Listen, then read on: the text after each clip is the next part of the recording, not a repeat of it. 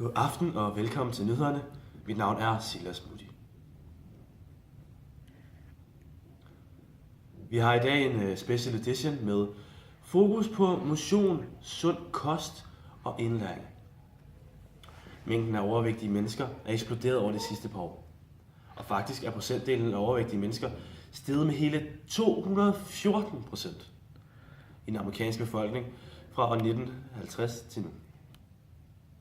Vi har fået disse fakta via en teoretisk metode, fordi vi har læst eksperternes udtalelser.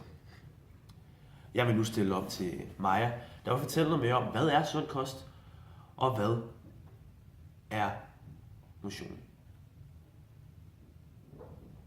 Mit navn er Maja Kursbrander. Jeg står i USA's fedeste stat, også kaldet Mississippi. Jeg står i Mississippi kantine, og her har vi et ganske normalt kantinemåltid.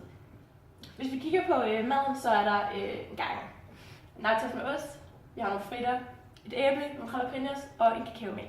Og hvis vi kigger på det samlede antal kilojoule i den her ret alene, så er der 8.273 kilojoule. Den dagligt anbefalede mængde kilojoule i USA er på de cirka 10.000. Og ja, vi kan se, at der allerede 8.000 bare i det her måltid. Det er lidt ulækkert. I den her ret har vi kigget på, hvor mange kulhydrater der er. Og vi har sammenlagt fået det til 182,85 gram kulhydrater. Derudover har vi kigget på, hvor meget fedt der er, og der er 104,3 gram. Yes. De amerikanske myndigheder de anbefaler ikke noget specifikt tal for, hvor meget man må få hverken af kulhydrater eller af fedt. De siger bare, at for det meste skal man holde sig fra så meget fedt, som man kan, og at man gerne skal have, eller man ikke må have over de 15% kulhydrater om dagen. Der er simpelthen ikke, der er ikke noget anbefalet tal.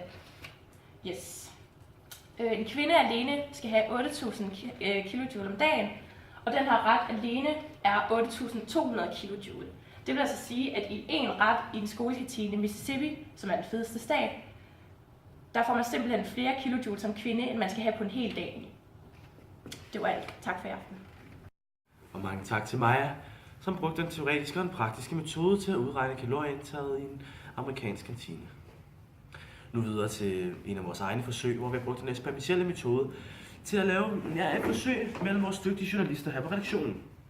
Vi har nemlig bedt to af vores dygtige medarbejdere om at lade være med at spise morgenmad. Og hvordan har I det så? Britt, hvordan har din dag været? Altså, jeg er sulten, og jeg har faktisk været mere træt, end jeg plejer. Jeg glæder mig faktisk bare mest til min frokostpause. Britt har det, som I kan se, hårdt i dag. Hvad med dig, Simon? Hvordan har din dag været? Altså, i dag, må jeg indrømme, der har jeg sådan her til morgen været ret træt og lettere irritabel. Og jeg var lige før vi gik på her, så var jeg lige nede og købte bolle. For ligesom at komme igennem. Ja.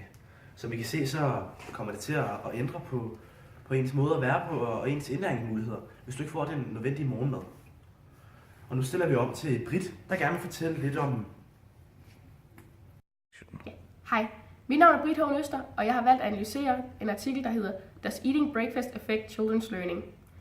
Den artikel den er lavet af Lisa Fleck, og den handler om, hvor godt morgenmad er for kroppen i forhold til koncentration i skolen, arbejde og i dagligdagen. Og den artikel den siger, at morgenmaden den hjælper på koncentrationen, indlæringen og til at styre appetitten senere på dagen.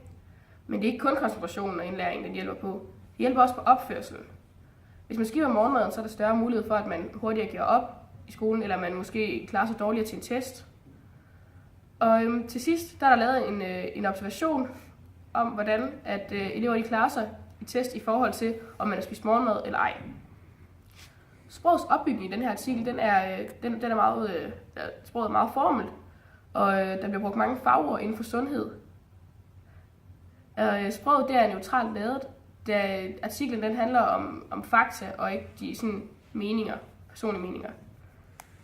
Lisa Fleck hun argumenterer rigtig godt i den her artikel, og det gør hun for eksempel ved, at hun har nogle gode kilder, som f.eks. eksperter og folk, der har taget universitetsuddannelser i psykologi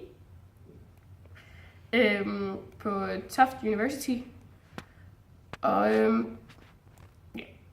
de argumenterer for, at deres facts er rigtige ved at bruge en række observationelle forsøg. hjemmesiden, hvor vi har fundet den her artikel, den hedder SF Gate. Og under overskriften, der er der et billede af en god morgenmad, hvor der nedenunder står, A well-rounded breakfast boosts a child's performance at school. Og teksten i artiklen er lagt ind under forskellige underemner, og disse underemner, det er breakfast and learning, kinds of learning, impact, other effects, and a well-rounded breakfast. Og ude på hjemmesiden, når det er, vi ser på artiklen, så er der også lagt forskellige links op til andre artikler omkring sundhed og morgenmad. Og i den anden side, der er der lagt en masse reklamer ud.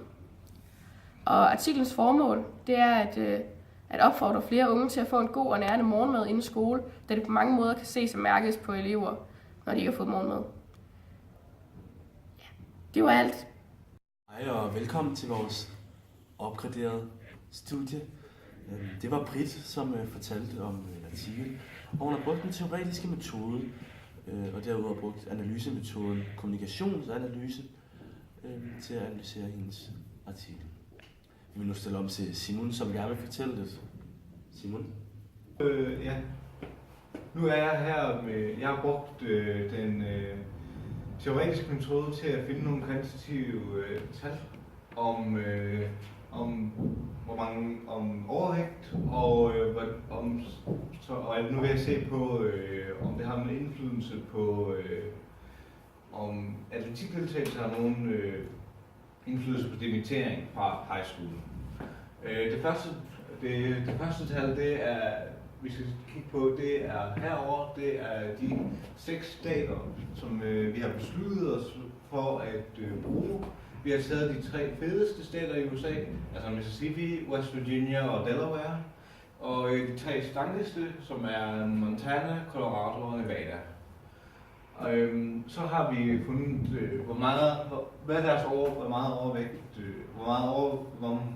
hvor stor en andel af deres befolkning i staterne er overvægtige.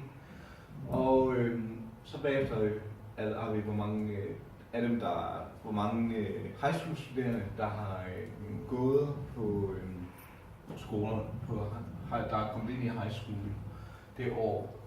Og vi har så valgt året 2014 som vores analyseår.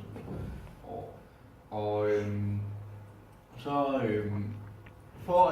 vi har fundet ud af, hvor mange af dem, der også har deltaget i atletik.